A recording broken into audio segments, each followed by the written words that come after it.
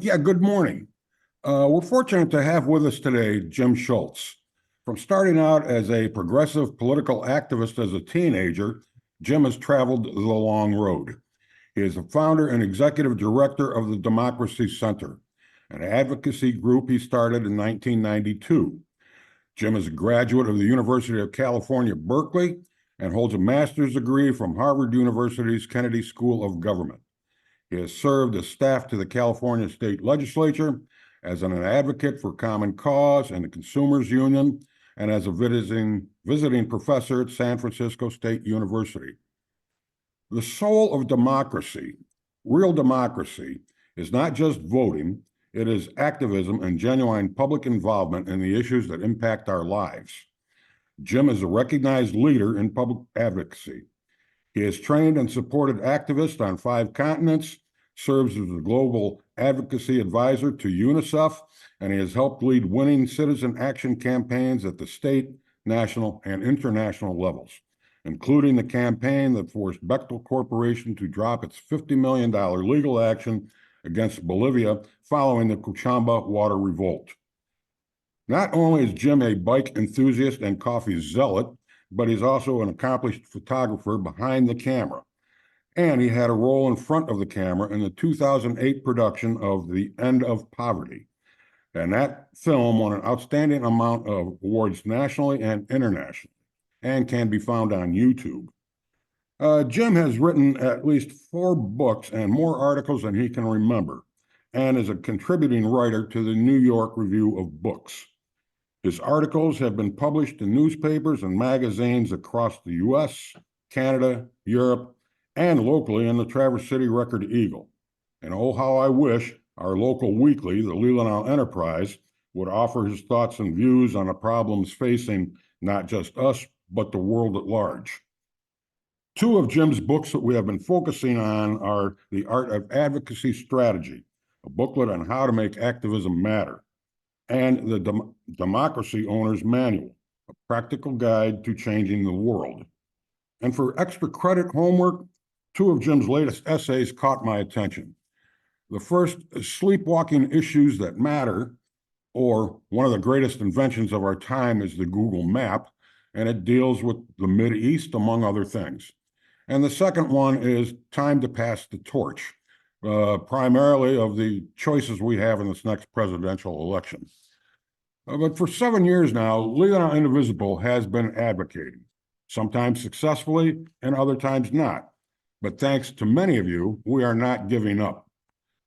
I'm going to end this introduction with a quote from Margaret Mead. "Never doubt that a small group of thoughtful, committed citizens can change the world. Indeed, it is the only thing that ever has." Please welcome Jim Shultz. Hey, everybody. Good morning. Can everyone hear me okay? If you can, just wave your hand across the screen. All right. Well, look, first of all, I just want to thank you for this opportunity to be with you this morning. I have a great respect for Indivisible and for the work that you're doing. And Sam has clued me into some of the work that you've been doing in Michigan. And so I'm grateful to have the opportunity to be with you. I want to talk this morning about advocacy. And thank you, John, for that really generous introduction. I've been doing political work. As you can see, I'm old. I'm 66, and I've been doing political work for more than 50 years in a variety of different roles. And one of the things that I figured out when I was around 19 years old, when I was doing an internship in the California legislature, was that there was a real disconnect between people who were trying to make change in the way the system worked on the inside. And I had this crazy idea at 19 that there should be an organization called the Democracy Center that would help people understand how to actually make real change instead of just spinning their wheels. And I always tell students when I speak to them, be careful what you envision when you're 19, because it might well become your life's work, as the Democracy Center has in my case. So what I want to do this morning is I want to offer you, it's essentially a version of a webinar of a course that we do with activists all over the world, and quite literally all over the world. We've done this with leadership of UNICEF globally. I've done this with indigenous communities in Bolivia. Before I moved to Lockport, New York 6 years ago to be near our grandchildren, I lived for 20 years in Bolivia.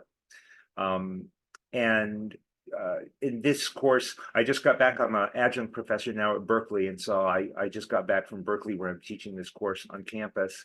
And then I'm also will be headed to Nepal and Malaysia to work with UNICEF and other groups in East Asia coming up. So I say that to just say that there's a real universality to this idea of how to be an effective advocate.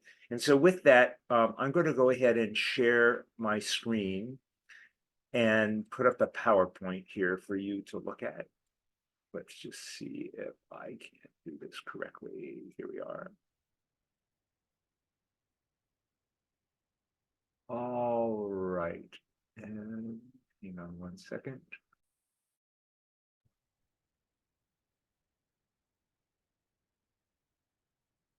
All right. Are you all seeing the slide? Yes. Okay. So this is based on the Art of Advocacy Strategy booklet, which I think some of you have seen. And if you haven't, it's on our website. So this is about advocacy strategy. And I want to start by just asking people if they would just unmute yourself. What is advocacy? Anybody want to give me a definition of advocacy? Support for a cause. Support for a cause. What else? Working. Oh, sorry. Go ahead. Working toward a cause that is important. Okay, so this idea of there's a cause and you're working toward it. What else? Activism for that cause. I mean, Doing So- something. You're doing something. You're not just thinking about it. What else? Helping other people understand a point of view. Okay, it's this idea of you've got other people and there's a point of view and you're trying to get them to understand it. What else? Making a Standing up change. for what you believe in. Whoops. So making change. Yep. What else? Standing up for what you believe in. Standing up for what you believe in. What else? Problem solving. Okay, so let's talk a bit about advocacy. This is the definition of advocacy that I like to use, which is it is the art of getting someone with power to do something that they would do that they would not otherwise do. So there's this idea of there's something that you want and you don't have the power to give it to yourself. Someone else besides you has the power. And unless you do something, they won't give you what you want. It's that fundamental. And one of the most important things for people to understand is we spent the first 18 years of our lives perfecting the art of advocacy strategy because we lived in a world in which almost all the things we wanted were controlled by other people. If any of you, and I'm sure most of you do, have either children or grandchildren, you know exactly what it's like to be on the receiving end of advocacy. You know, I have two lovely granddaughters who are 4 and 6 years old who live across the street. And the first thing they do when they come over is they want Gappa to give them some gummies out of the little candy machine. And they have all kinds of, you know, arguments that they make, alliances that they form. And all of this is advocacy. And so it's really important to understand that it is this art. And I say that important. It is an art, is not a science. How you do it is completely different.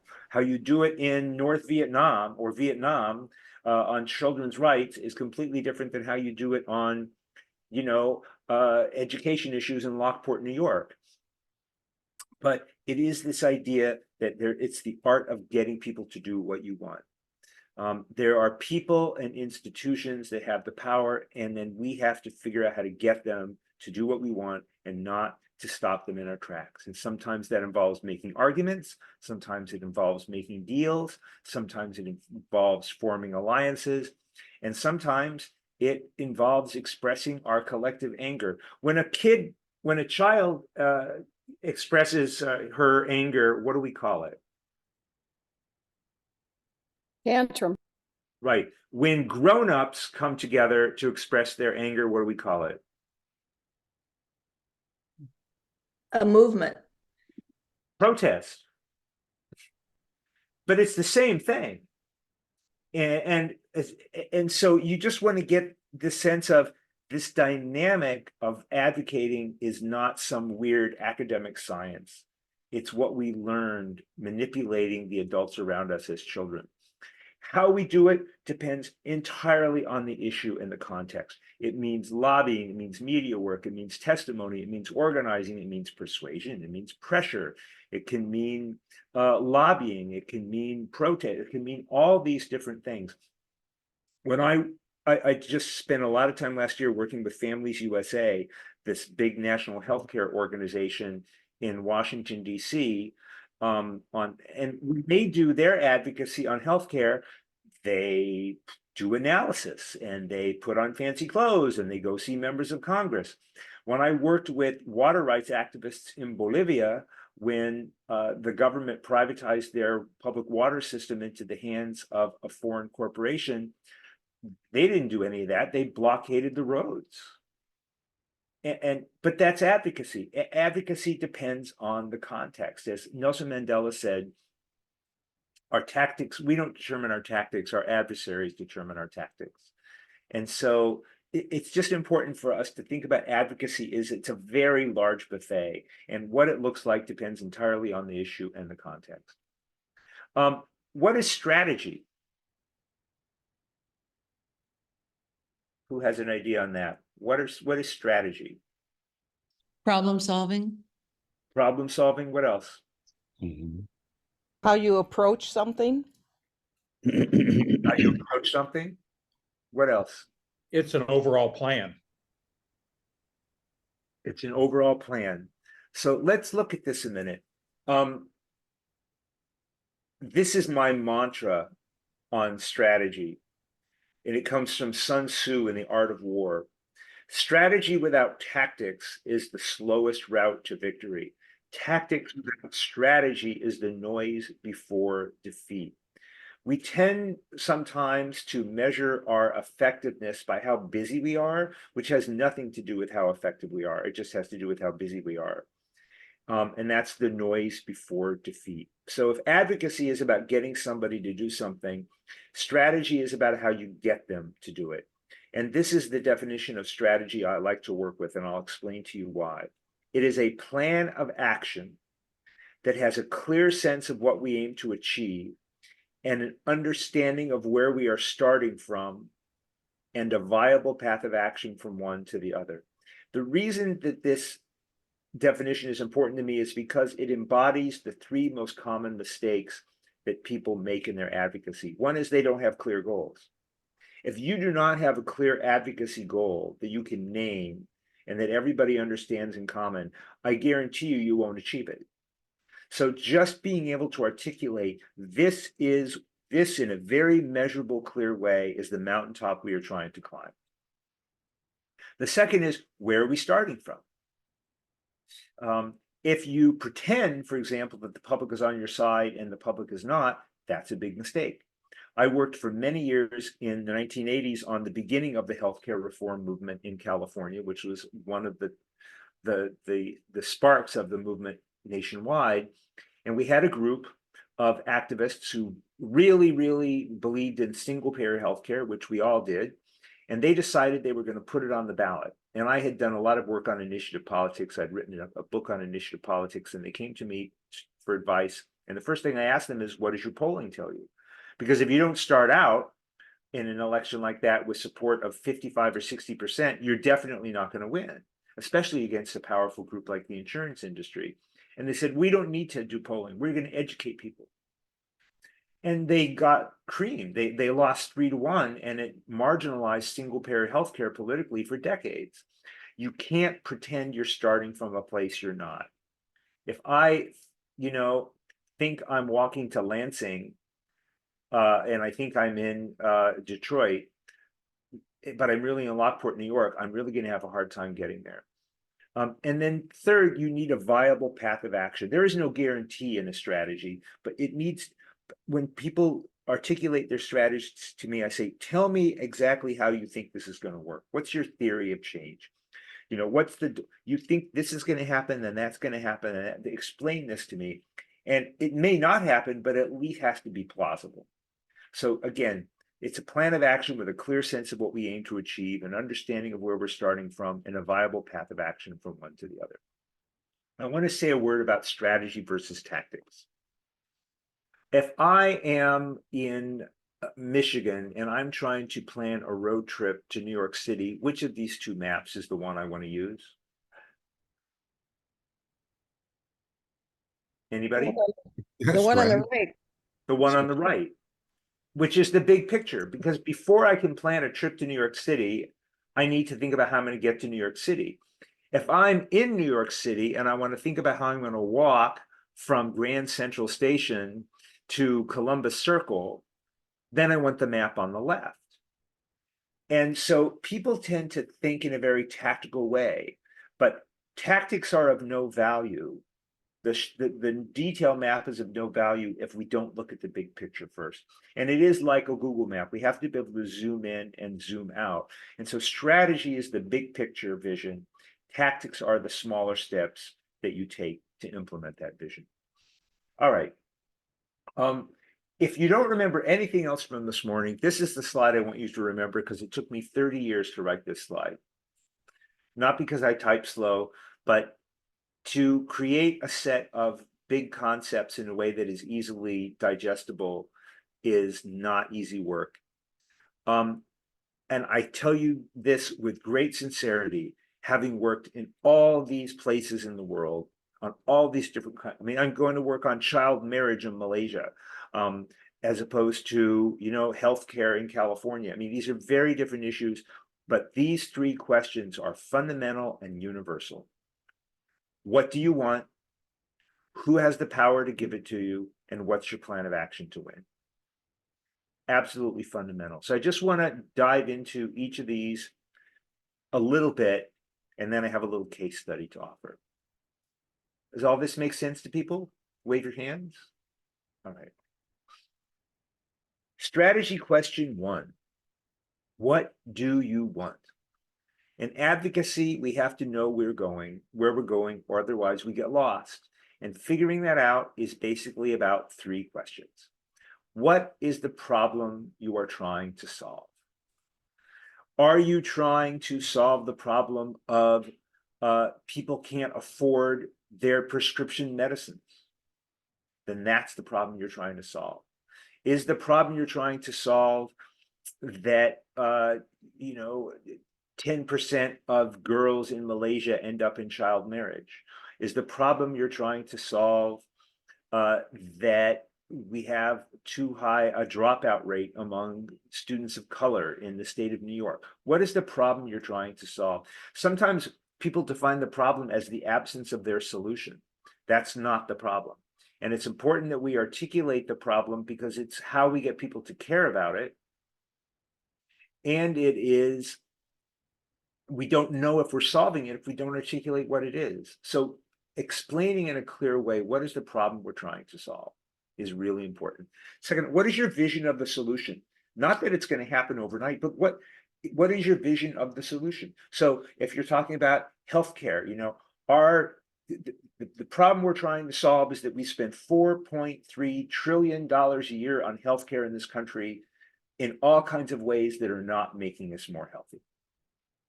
What is our vision of the solution? Our vision of the solution is that we take action against exorbitant profits by the hospital industry and the drug companies, and we redirect those funds without asking people to pay more money. We redirect those funds into preventative care and into other things like housing and income that are the kinds of things that help people stay healthy.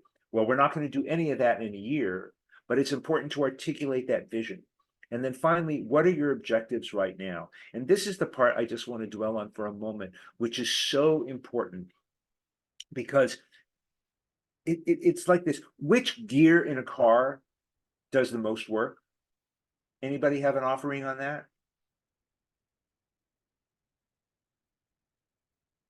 Take a guess. First, Yeah, Why- first why- gear. Why? You got to start out. goes from 0 to whatever. Yeah. Making a 2-ton piece of steel go from 45 miles an hour to 55 miles an hour on the highway is not much work. Making a 2-ton piece of steel go from 0 to 2 miles an hour in your driveway is hard work.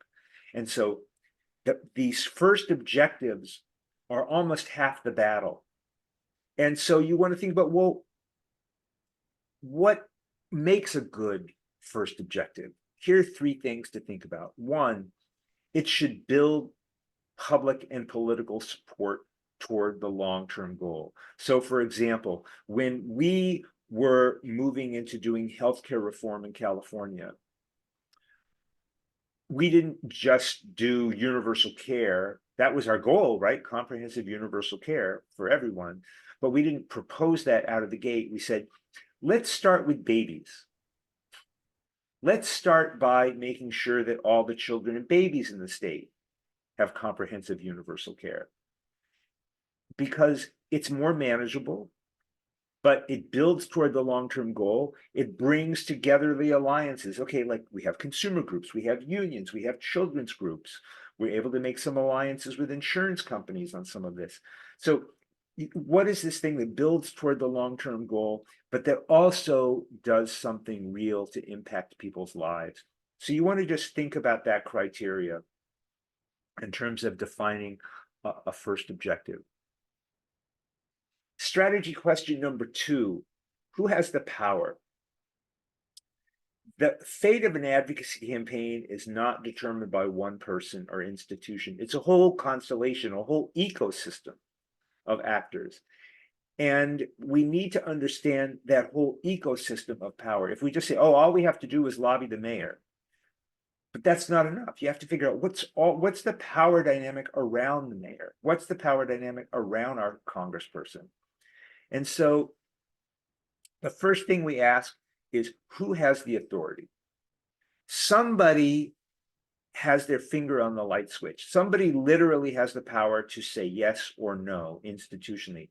And it's not a theoretical, it's a mechanical question.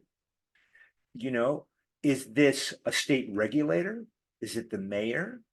Is it the legislature? Is it the district attorney? Somebody has the specific institutional mechanical power to say yes or no. And if we don't know who that is, we need to figure out who that is, because that ultimately it's about getting them to do that. But then we have to think, who else has influence? Who else is going to determine whether the mayor does or doesn't do what we want, or whether the congressperson's going to do or not do what we want? Because especially in the case of politicians, they're just doing math equations, right? Am I better off politically or worse off politically if I do the thing I'm being asked? Which has a lot to do with, what are the business people saying? What are the labor unions saying? How does it look with voters? How does it look in the media? And we have to influence all of those actors. This is a tool that we use. I call it a power map. And it literally is like a chessboard. And if you look up here, this means more powerful. This means then at the bottom, less powerful. Over here on the right, it means that they are supportive. And over here, it means opposed. And so literally when we map out power with groups doing a strategy plan, we say, okay, first of all, list on a card all the people who have authority on this. Okay, now list on a card all the people who have influence. Now put them on the map. So, you know, are they powerful and supportive? Are they weak and supportive? What does your map look like? And when you look at this map, so it's you're mapping this based on 2 things. How much power do they have on the issue, and where do they stand on your proposed action? So when you look at this map, tell me one thing on this map that is problematic from a strategic point of view?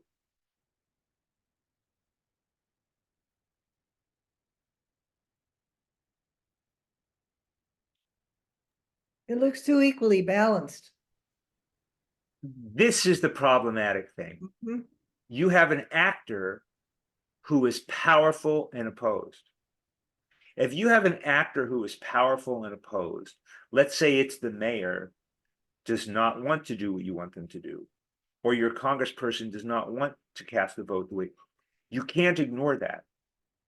You can't ignore that. Even if you don't like this person, even if you don't think you can move this person, the more population you have in this powerful and opposed category, the more dangerous or weak your strategy is. So you've got to figure out how to move them. So whose position needs to move?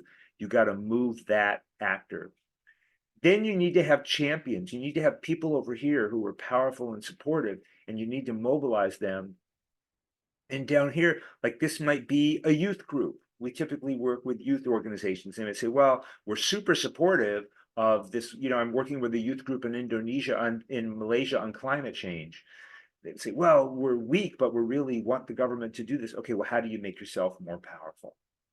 And these are the three big strategic things that are important to look at. Who is it that you need to change their position? Who is it that you need to mobilize because they're powerful and supportive to do more? And who is it that's supportive and weak, and how do you make them more powerful? I have a fun story about this last one, which is one of the groups I did this webinar with was a group of students from the United States who were studying abroad in 2016 they were in Bolivia studying abroad for a semester, and I did this course for them, and one of them was Malia Obama, the president's daughter, and she was the one who said, well, what about trying to make some of these people more powerful? And I thought that was so insightful, so I've used it ever since. So this is a key point. Everything you do in your advocacy is ultimately to get the person with authority to do what you want, to turn on the light switch. It's a way of thinking about it strategically. Last point, last question, what's your plan of action? You've got to do three big things. You have to put together your message, you have to decide what activities you're going to do, and you have to evaluate and adapt your strategy along the way. I just want to say a word about advocacy messaging, because there's something so central to how we talk about it. And I will say it to you this way, and this is a mistake a lot of people make. Advocacy is not an act of self-expression.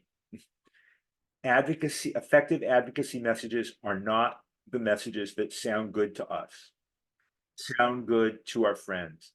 Advocacy messages are the messages that are persuasive to the people that we need to persuade. And that is a mistake that people make. So if you're trying to persuade a conservative lawmaker, you don't use big progressive arguments. You talk about this is government efficiency, or you get some business people on your side, or whatever it is. But we need to remember that. So it's like saying healthcare is a right. Saying healthcare is a right sounds great to people on the left who believe that healthcare is a right, but it's not going to be motivating to a lot of other people.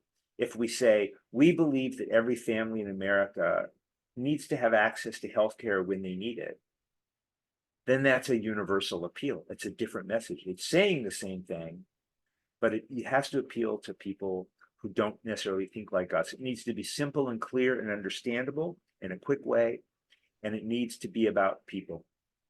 You know, it needs to be, look, we have 3 million people in the state of California who wake up every morning, and if their child is sick, they're not only worried about that 102 temperature on the thermometer, they don't have the resources to go to a doctor.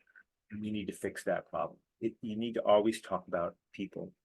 When we look at our options for action, it's sort of like, what's the first thing we do when we go into a restaurant?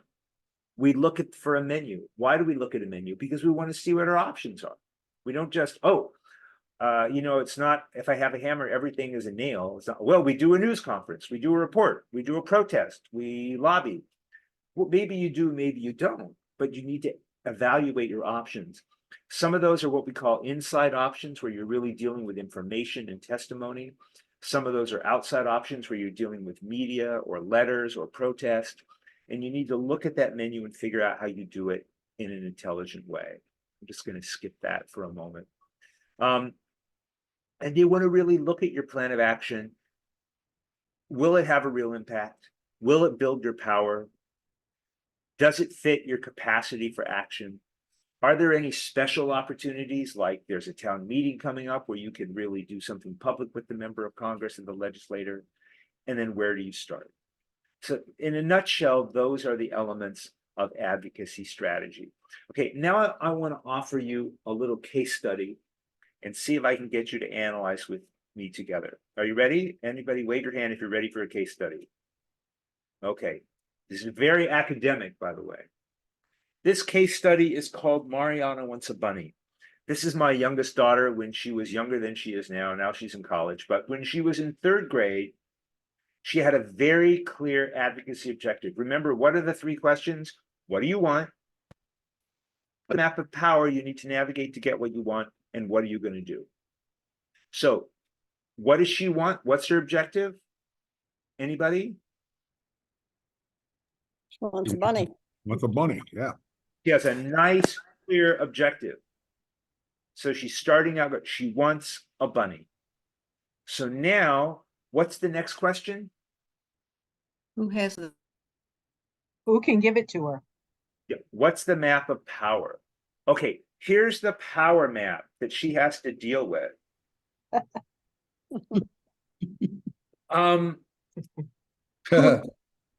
Who has the authority to say yes or no? Mom and dad. Oh, hold on a minute. The person opposed. Is it mom and dad? Is it mom or dad? Dad. Just mom? Is it just dad? Yes. These are different arrangements, right?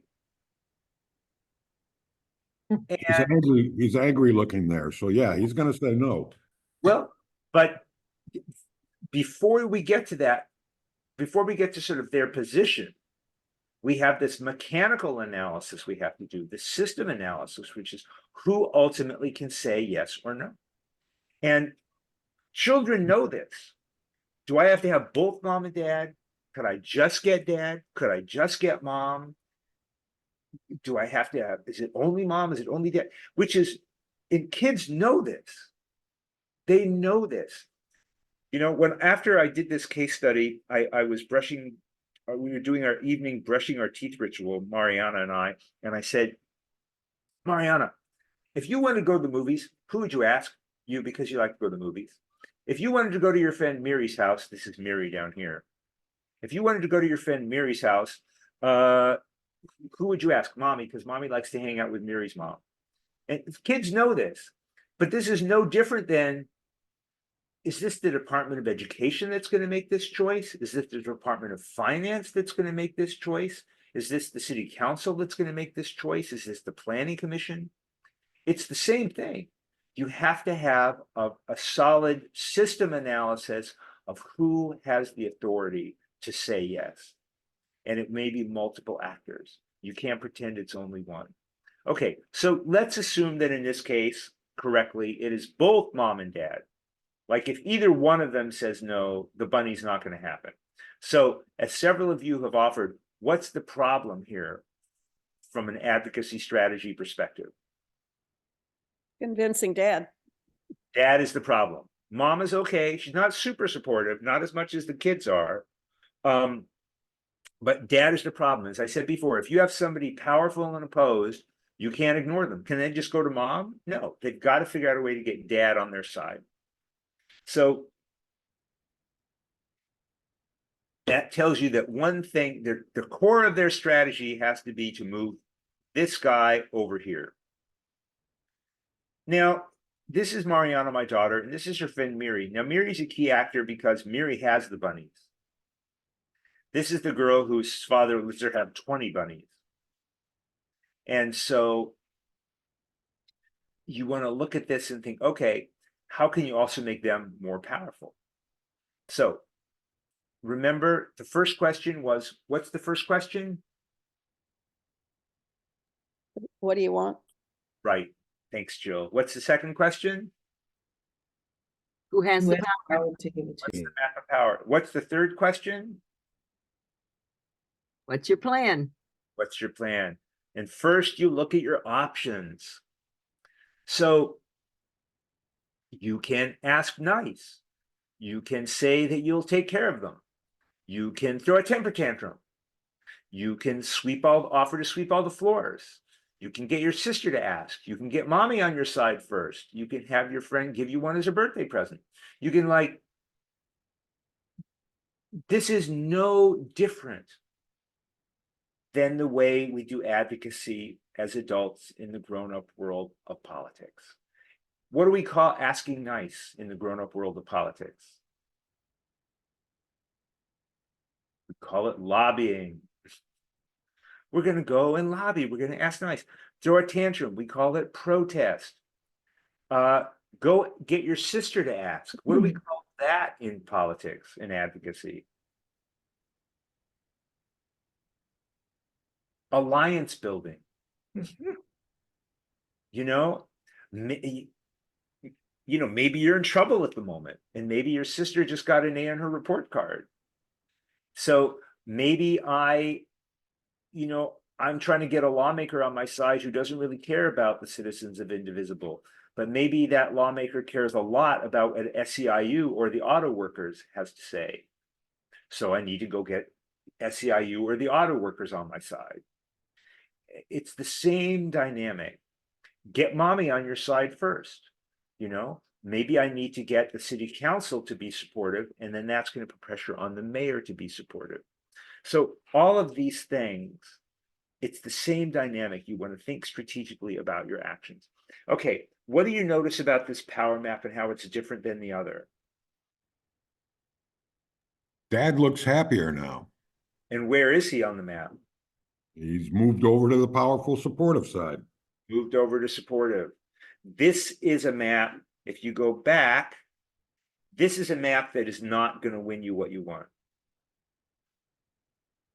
This is a map that will win you what you want. So I'm going to tell you what strategy they used. It was genius. They waited until a Saturday afternoon when I was happy and relaxed in my hammock under the trees of our house in rural Bolivia, where we were living at the time. And the phone rang. That was back in the days when we still had regular phones. And the phone rang, and it was this girl right here. It was Miri, who said, "Mr. Jim, can I give Mariana a bunny for her birthday?" Well, think about that. First of all, it's actually harder to say no to the friend than it is to your daughter. That was very clever. For her, who's going to say no to a little girl in a sweet voice saying, "Can I give a bunny?" Plus, this is the girl whose father lets her have 20 bunnies. So I said yes. We drove up to their house to collect the bunny, and her father, David, said to me, you really need two because they get lonely. You need two bunnies. And I said to David, I said, "Okay, look," because he's the bunny whisperer. He knows everything about bunnies. And I said, "I will do two, but you have to absolutely guarantee me it's two girls." And he pulled them up and looked at them and said, "Okay, yeah, these are definitely two girls." And then about 2 months later, a miracle happened. We had a virgin birth, and we suddenly had a litter of bunnies. Bunnies really do multiply like rabbits. Pretty soon, we eventually had 20 bunnies, which was a lot of bunnies.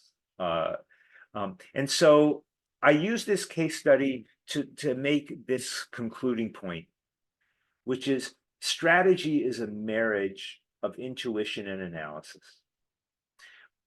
We spent our entire childhoods learning how to manipulate power. If we combine that intuitive knowledge that we developed as children with the adult knowledge of how to analyze political issues and political systems, that's what helps us to become strategic. And that's it.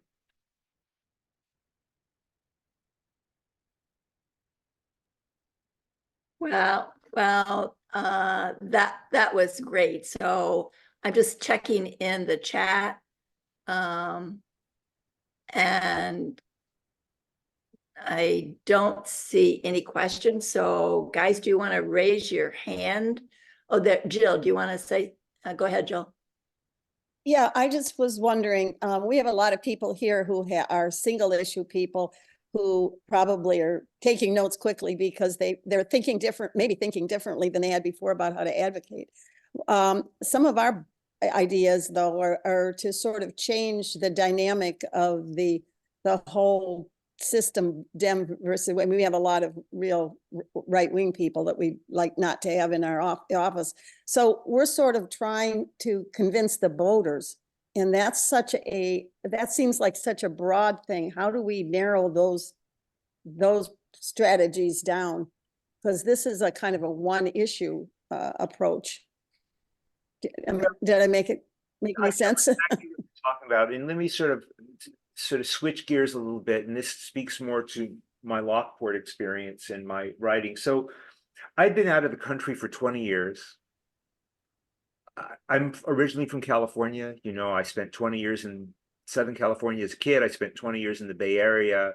And then I was gone for 20 years in Bolivia, and I came back and I moved to Lockport, New York, which in the middle of a county that carried Donald Trump twice by double digits. And I accidentally became a columnist for the local newspaper. And I have learned an enormous amount living in and writing in this community. I live in a focus group and I write about all these things. You've seen some of my pieces. If they're not local, they're national and they get syndicated, which is why they ended up in your local daily. And I'm actually giving a talk this next week, week after next, at the Lenten Lunch Series about sort of what I've learned living in Lockport, about how you talk to those conservatives. And I'll just share with you 3 points if that is of use. The first is, in this time of division, we have to start by talking about what we love in common. You know, we don't do that enough. We focus on our divisions. And, you know, I went out to, I was asked to give a talk in the most conservative area at a town meeting, at a town rally, at the most conservative part of Niagara County, where Trump signs are all over the place. And it was me and all the local Republican officials. And I just like, oh my God, what am I going to do? People know exactly who I am. I'm the Cyclops who moved here, you know, through California. And I went out there, and it's this beautiful rural shore on Lake Ontario. We're a Great Lakes community, just like you are. And I started out by talking about how we had just taken our 2-year-old granddaughter the week before to pick blueberries at the local, you know, Russell's Blueberry U-Pick farm, and said, you know, I've never seen a human being put so many blueberries in her mouth at one time. And people roared, and they loved it because, number one, people's love of their children and grandchildren is universal, has nothing to do with politics, and because it was an expression of love for their community. It's like, look at how cool your community is that you have a farm where people can go pick blueberries. And that gave me license to then pivot and say, and it's because I have grandchildren that I think and care so much about climate change, and was able to sort of pivot and talk about that. So we have to talk about what we love. I think that's really the starting point. And we have to try to create the conversations that are about solving problems instead of just battling one another. You know, we're losing our civil capacity to solve problems. And at the local level, we should still be able to do that. How you convince voters, you know, look, there is a subculture in this country of people who really have become sort of cultish in their support of Donald Trump. And I think that's just going to have to run its course, and we need to figure out a way to get people who are not part of that cult to think and see otherwise. I mean, look, I'm not the right person to talk to you. You've got a governor who's figured it out. At least that's the way it looks to people outside of Michigan, who has figured out a way to speak to a broad swath of voters in a very practical way about problems. And I think it's about speaking about problems in a very practical way. It's like everybody at the end of the day wants the same thing. We want to be safe. And when we talk about guns, safe for some people means I want less of them. Safe for some people means I want to make sure I can keep mine. But underneath that, the impulse is the same of wanting to be safe. So we have to find those common values and that common ground. And I think it is possible to do. It's very hard not to fall into the trap of just, you know, we're good, they're bad. It's more complicated than that.